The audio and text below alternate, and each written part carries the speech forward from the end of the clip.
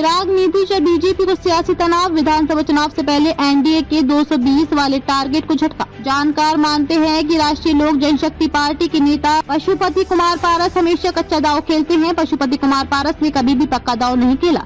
उन्होंने थोड़े समय के लिए केंद्रीय मंत्री का पद तो पा लिया, लेकिन चिराग की तरह मोदी के हनुमान नहीं बन सके।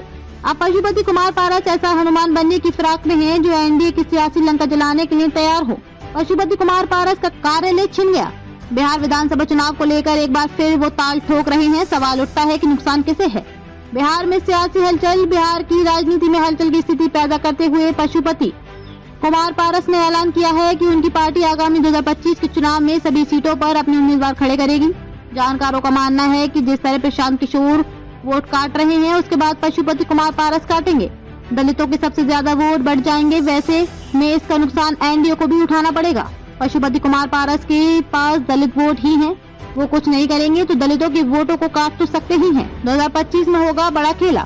सबसे बड़ा सवाल ये है कि पशुपति कुमार पारस अभी एनडीए में बने हुए हैं या चिराग पासवान की माने तो वे एनडीए से गायब हैं। हालांकि ये भी अनुमान लगाया जा रहा है कि चुनाव से पहले बीजेपी के नेता उन्हें मना लेंगे।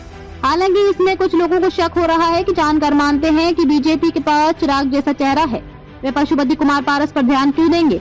देना होता तो पशुपति कुमार पारस को किसी प्रदेश का राज्यपाल बना दिया गया होता। पशुपति कुमार पारस ने कहा है कि हमारी पार्टी सभी 243 सीटों पर चुनाव लड़ेगी। हमारे कार्यकर्ता सभी बूथों पर चुनावी तैयारी में लगे हैं। उन्होंने आगे कहा है कि अगर गठबंधन से समझौता होता है और उन्हें मनपसंद सीटें मिलती हैं, तो वे सहयोगी दलों के साथ चुनाव लड़ने के लिए तैयार हैं। लेकिन यदि उनकी पार्टी को उचित सीटें नहीं दी जाती हैं, तो वे अकेले चुनावी मैदान में उतरेंगे।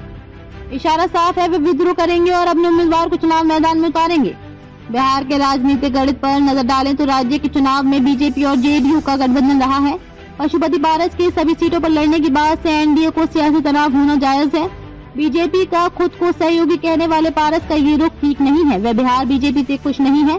वे बिना किसी समझौते के चुनाव मैदान में उतरने को तैयार दिखते हैं। जिस तरह की उनकी स्थिति है, उसमें ये भी नहीं लगता है कि उन्हें एनडीए की ओर से फिलहाल कोई तरजीह मिलेगी।